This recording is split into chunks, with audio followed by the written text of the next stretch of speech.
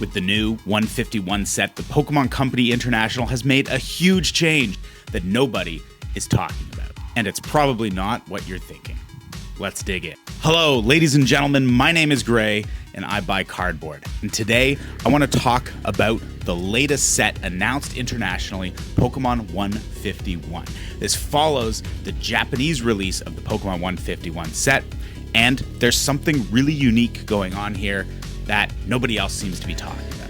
Pokemon sets in English almost always follow the Japanese sets. That's very normal. For example, the popular Sword and Shield era set, Evolving Skies, consists of 3 separate Japanese sets. We have Eevee Heroes, Blue Sky Stream, and Towering Perfection.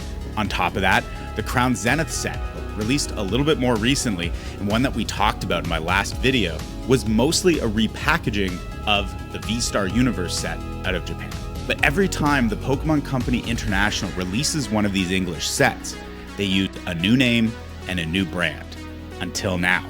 Pokemon 151 or 151 was just announced by the Pokemon Company International, and it's the same name and branding as the Japanese set.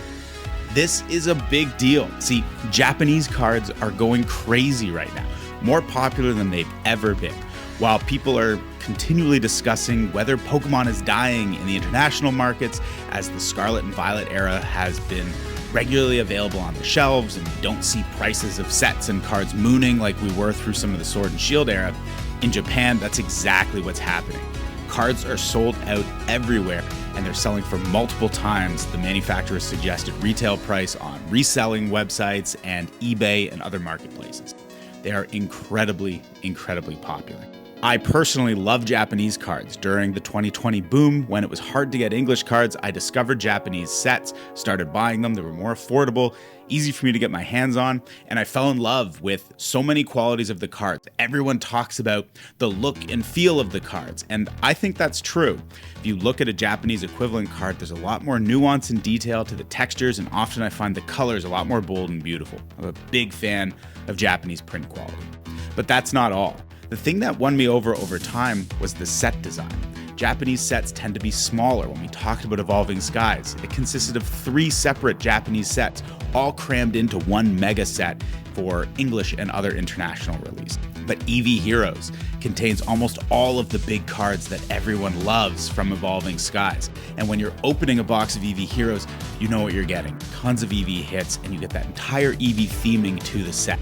And that smaller, tighter set design really creates a lot of value for a collector, I believe. It makes it easy to know what you're getting yourselves into when you open the sets, and it gives you this nice, tight theme that just makes sense if you're putting it all in a binder or storing it somewhere. I love that about the Japanese cards, and up until now, we've never really seen that with the English equivalents. 151 changes.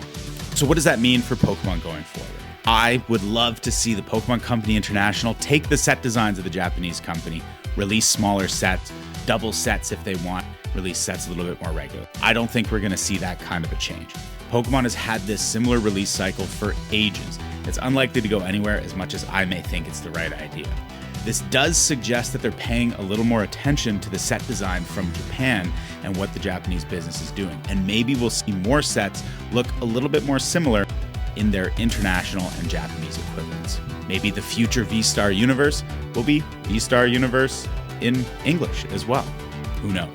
Now, no matter what, I'm super excited about this, and I suspect I'm the only person who really cared. So of course, if you made it this far in the video, it would mean the world to me if you could like and subscribe. I like to put out content about Pokemon from a collector and investing perspective, and chatting all about the hobby and the things that make the hobby tick. If you enjoy this, I'd love for you to stick around and see more. And maybe I've missed a set. Maybe this is not the first time that Pokemon International has done a set with a similar name and theme to the Japanese version. If I have, let me know in the comments. Let me know what I've missed.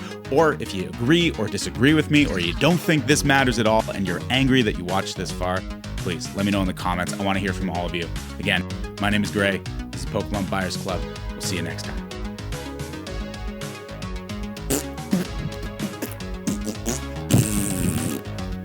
Why?